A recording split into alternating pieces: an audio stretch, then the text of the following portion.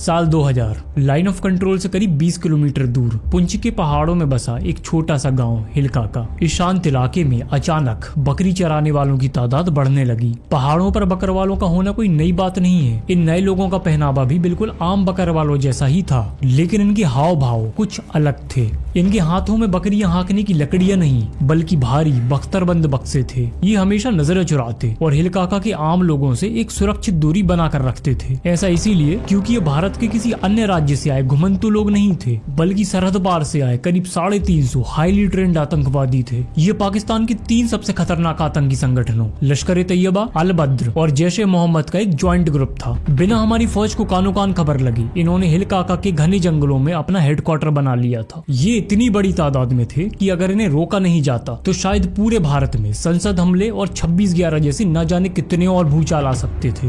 कहानी शुरू होती है 1999 से, जब हमारी फौज कारगिल की चोटियों पर पाकिस्तानियों को खदेड़ रही थी। तब सेना का पूरा ध्यान कश्मीर के उस हिस्से पर केंद्रित था। वहीं दूसरी तरफ पाकिस्तान के 3 बड़े आतंकी संगठन लश्कर तैयबा, अल बद्र और जैश ए मोहम्मद इस बात का फायदा उठाने की फिराक में थे। उन्होंने जम्मू में LOC के करीब पड़ने वाले पुंछ और राजौरी इलाके में घुसपैठ करवानी शुरू कर दी। इनका खास इसी इलाके में घुसपैठ करवाने के पीछे 2 बड़े कारण थे। पहला, ये एरिया बॉर्डर से काफी करीब था। पाकिस्तान में बैठे आतंकियों के बेस यहाँ से इतने नजदीक थे कि उन्हें भारत में घुसने के लिए ज्यादा लंबा सफर तय नहीं करना पड़ता था। दूसरा और सबसे बड़ा कारण था कारगिल युद्ध, क्योंकि सेना की भारी डिप्लॉयमेंट कारगिल में थी, जो इस इलाके से करीब 300 से 350 किलोमीटर दूर था। ऐसे में इन जंगलों में फौज की नजरों से बचना उनके लिए काफी आसान हो गया था। इन्होंने इस इलाके में हिलकाका को अपना मेन बेस बनाया, क्योंकि ये पूरा इलाका घने जंगलों और दुर्गम पहाड़ों से ढका हुआ था। आमतौर पर सर्दियों में जब रास्ते बंद हो जाते हैं तो सेना की पेट्रोलिंग उस ऊंचाई पर लगभग नामुमकिन हो जाती है। आतंकियों ने इसी बात का फायदा उठाया। भारी राशन और विंटर क्लोथिंग के दम पर उन्होंने इन बंकरों में सर्दियां काटी। जब सेना नीचे होती थी तब वो पहाड़ों में अपने नेटवर्क को और मजबूत कर रहे होते थे। और 2001 आते आते इन्होंने करीब 150 किलोमीटर के एरिया में ऐसे मजबूत बंकर्स बना लिए थे जिनमें भारी मात्रा में हथियार और गोला बारूद इकट्ठा कर लिया गया था। इससे पहले कि हमारी फौज को इनकी भनक भी लगती, इन्होंने अपनी कार्रवाई शुरू कर दी थी। इन आतंकियों का पहला शिकार वहाँ के लोकल गुज्जर और बकरवाल बने।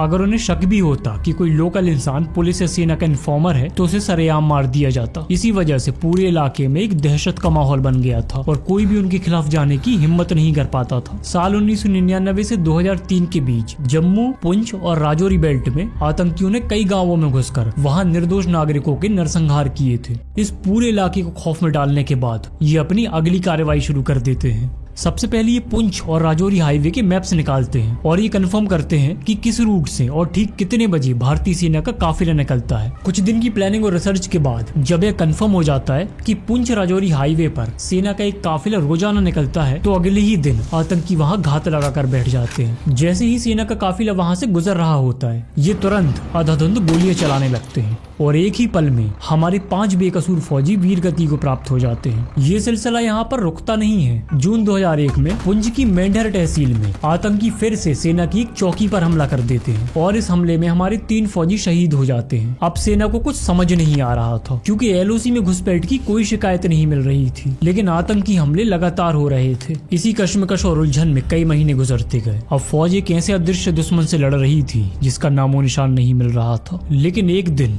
राजौरी की पुंछ के निचले इलाकों के बाजारों में लोकल इंटेलिजेंट यूनिट ने एक अजीब ट्रेंड नोटिस किया।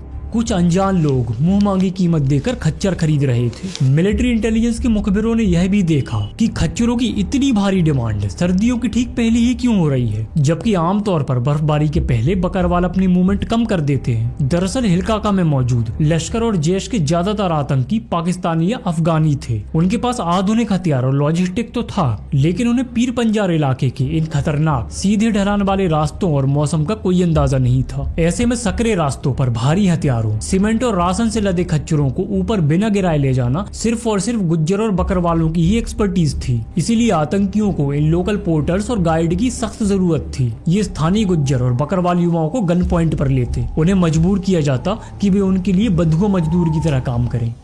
हिलकाका 12,000 फीट की ऊंचाई पर था, लेकिन आतंकियों को खाने पीने का ताजा सामान, दवाइयां और खच्चर लेने के लिए खुद तो नीचे आना ही पड़ता था। लेकिन आतंकी कभी भी दिन के उजाले में खुद सुनरकोट मंडी या बाजारों में शॉपिंग के लिए नहीं जाते थे, क्योंकि ऐसे में वो सीधा पुलिस की नजरों में आ जाते और मारे जाते। इसीलिए आतंकियों का सारा काम उनके OGW यानी ओवरग्राउंड वर्कर्स करते थे। ये OGW स्थानीय लोग होते थे जो बिल्कुल आम नागरिकों की तरह दिखते थे और इनके पास प्रॉपर ID कार्ड्स होते थे। दिन में बाजारों से खच्चर खरीदना, टेंट का सामान, दवाइयां, भारी मात्रा में राशन और सीमेंट का इंतजाम करना, ये सारा काम OGW दिन के उजाले में ही करते थे ताकि किसी को शक ना हो। दुकानदारों को ये लगता था कि कोई बकरवाल अपने लिए सामान ले रहा है। आतंकियों की सप्लाई लाइन बिल्कुल परफेक्ट चल रही थी, लेकिन वो भूल गए थे कि उनका सामना भारतीय सेना से है। इधर राष्ट्रीय राइफल्स और जम्मू कश्मीर पुलिस का स्पेशल ऑपरेशंस ग्रुप लगातार कॉर्डर एंड सर्च ऑपरेशंस चला रहे थे। जब इंटेलिजेंस एजेंसियों ने खच्चर खरीदने वाले उन OGW की रेकी की तो उन्हें उन सेफ पॉइंट्स का पता चल गया। सेना ने दिन में गांव में एक्शन लेकर उन OGW को पकड़ने की जल्दबाजी नहीं की, बल्कि रात के अंधेरे में उन रास्तों पर जाल बिछाया जहां आतंकी नीचे सामान लेने आने वाले थे।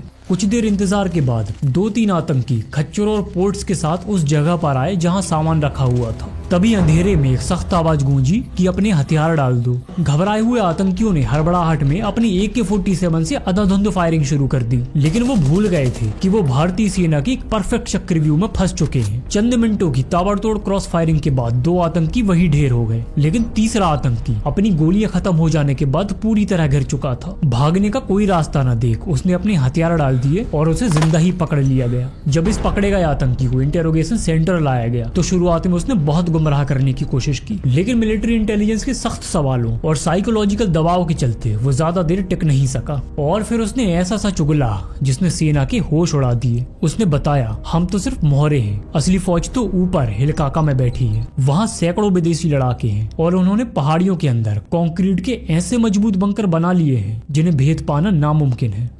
फौज को पकड़े गए आतंकियों की बात पर बिल्कुल भरोसा नहीं हुआ, क्योंकि बॉर्डर के इस पार इतनी बड़ी तादाद में आतंकियों का होना लगभग नामुमकिन सा था। लेकिन भारतीय सेना अब कोई रिस्क नहीं ले सकती थी। इसके तुरंत बाद इंडियन एयरफोर्स के सबसे हल्के और फुर्तीले हेलीकॉप्टर्स चीता और चेतक को सुनरकोट के आसमान में उतारा गया। पायलट को सख्त आदेश था कि वो हिलकाका की 10,000 से 13,000 फीट ऊंचे उन जंगलों के ऊपर उड़ान भरें और यदि कोई भी असामान्य चीज दिखे तो उसे तुरंत नोटिस करें। लेकिन आतंकी भी पूरी ट्रेनिंग के साथ आए थे। वो अच्छी तरह जानते थे कि भारतीय सेना की नजरों से कैसे बचना है। उन्होंने अपने कंक्रीट के बंकरों को पेड़ों की टहनियों, मिट्टी और सफेद पैरासूट के कपड़ों से इतनी परफेक्शन के साथ कैमोफ्लेज किया था कि ऊपर से देखने पर वो बिल्कुल पहाड़ का ही हिस्सा लगते थे। लेकिन इसके बावजूद उनसे 2 ऐसी बड़ी चूक हो गई जिसने उनके अदृश्य किले का राज खोल दिया। पायलट्स ने देखा कि कुछ वीरान इलाकों की तरफ खच्चरों और इंसानों के पैरों के गहरे निशान जा रहे हैं और ये सबसे बड़ा सुराग था। 12,000 फीट की ऊंचाई पर कड़ाके की ठंड से बचने के लिए आतंकियों ने अपने अंडरग्राउंड बंकर के अंदर बुखारी यानी कश्मीरी हीटर जला रखे थे। उस आग की गर्मी से उन बंकरों की ठीक ऊपर की बर्फ पिघलने लगी थी। हेलीकॉप्टर से देखने पर पूरे सफेद पहाड़ पर कुछ खास जगहों की बर्फ पिघली हुई मिली और वहां से हल्का धुआं निकलता दिखाई दे गया। हेलीकॉप्टर्स ने उन संदिग्ध लोकेशन को मार्क कर लिया। हालात की गंभीरता को देखते हुए कि ऐसे मिशन की शुरुआत होती है जो इन आतंकियों को भारत की जमीन से चुन चुन कर साफ कर देगा। इस ऐतिहासिक मिशन की कमान दी जाती है मेजर जनरल हरिदेव सिंह लिद्दर को और इसका नाम रखा गया ऑपरेशन सर्वविनाश। अब ऑपरेशन तो शुरू हो गया था और आतंकियों को जड़ से साफ करने का इरादा भी पक्का था, मगर हकीकत में चीजें प्लान से बिल्कुल उलट थी। दरअसल हमारी फौज के सामने ऐसी कई चुनौतियां थी जिसे सुलझाने में समय लगने वाला था, और शायद इतना समय कि आतंकियों को फौज के इस ऑपरेशन की भनक भी लग जाए और वो हिलकाका के घने जंगलों से रातों रात गायब भी हो जाएं।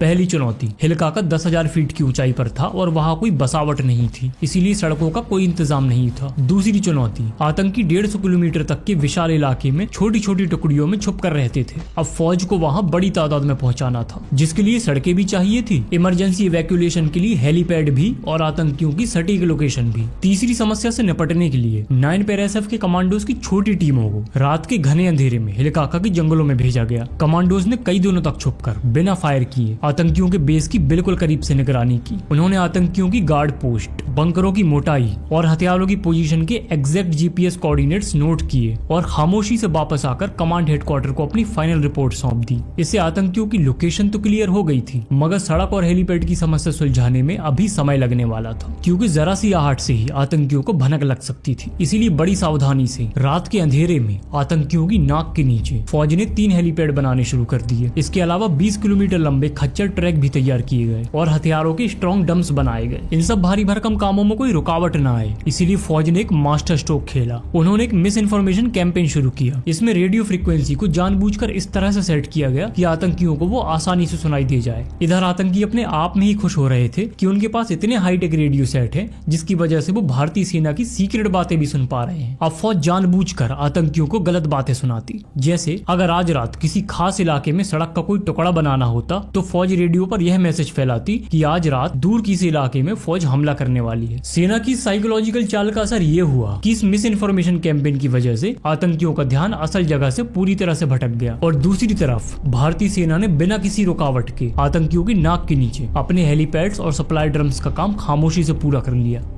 सारी तैयारियां हो चुकी थी और आतंकियों के लिए मौत का जाल भी बिछ चुका था। अब समय था हमारे ही घर में पनप रहे इन सांपों को कुचलने का। इस बार फौज ने कोई छोटी मोटी टुकड़ी नहीं भेजी, बल्कि मेजर जनरल लिड्डर की कमांड में 16 कॉर्प्स, 113 इन्फेंट्री ब्रिगेड, राष्ट्रीय राइफल्स और भारतीय सेना की सबसे खतरनाक 9 पैराएसएफ के कमांडोज को मोर्चे पर बुला लिया और आसमान से आग बरसाने के लिए भारतीय वायुसेना भी तैयार थी। फौज का इरादा बिल्कुल साफ था, इन आतंकियों को पूरी तरह से धूल में मिला देना। मई 2003 रात के अंधेरे में सेना अपनी पोजीशन ले चुकी थी। सुबह के करीब 5:30 बज रहे थे। पीर पंजाल की पहाड़ियों पर विजिबिलिटी साफ होने लगी थी। आतंकियों को जरा सा भी अंदाजा नहीं था कि मौत उनके सिर के ऊपर मंडरा रही है। तभी आसमान से MI-17 हेलीकॉप्टर्स की गड़गड़ाहट ने उस खामोश सन्नाटे को चीर दिया। इससे पहले कि आतंकी संभल कर अपनी हैवी मशीन गन से हेलीकॉप्टर पर फायर कर पाते, पायलट ने सटीक कोऑर्डिनेट पर रॉकेट दागने शुरू कर दिए। इन रॉकेट हमलों से कई बंकरों की छतें उड़ गई और आतंकियों का पूरा कम्युनिकेशन और कमांड स्ट्रक्चर मिनटों में ध्वस्त हो गया। इस धुएं और अफरा तफरी के बीच 9 पैराएसएफ के वो कमांडो एक्टिवेट हुए जो रात के अंधेरे में बंकरों के ठीक बाहर ब्लाइंड स्पॉट पर घात लगाए बैठे थे। उन्होंने भारी मात्रा में हैंड ग्रेनेड का इस्तेमाल किया। कमांडो एक बंकर के करीब जाते, उसके वेंटिलेशन से ग्रेनेड अंदर फेंकते और जो आतंकी धमाके से बचकर बाहर भागने की कोशिश करता उसे कमांडो की असॉल्ट टीम वहीं पर ढेर कर देती। चूंकि आतंकी 150 किलोमीटर के विशाल इलाके में फैले थे, इसीलिए पहले धमाके की आवाज से ही पूरे जंगल का सन्नाटा टूट गया। कुछ बंकर काफी ऊंचाई पर थे जहां बैठे आतंकियों ने अपनी हैवी मशीन गनों से सीधे सेना पर अंधाधुंध फायरिंग खोल दी। मशीन गन से निकली गोलियों की यह बौछार इतनी तेज थी कि हमारी सेना को एक पल के लिए रुककर कवर लेना पड़ा और जब हेलीकॉप्टर रॉकेट दागने के लिए नीचे आए तो आतंकियों ने अपनी हैवी मशीन गन का मुंह आसमान की तरफ कर दिया ताकि हेलीकॉप्टर को गिराया जा सके। जब सीधी गोलियों से इन मशीन गन को शांत करना मुश्किल हो गया तब सेना ने अपना सबसे घातक हथियार निकाला, 84 mm रॉकेट लॉन्चर।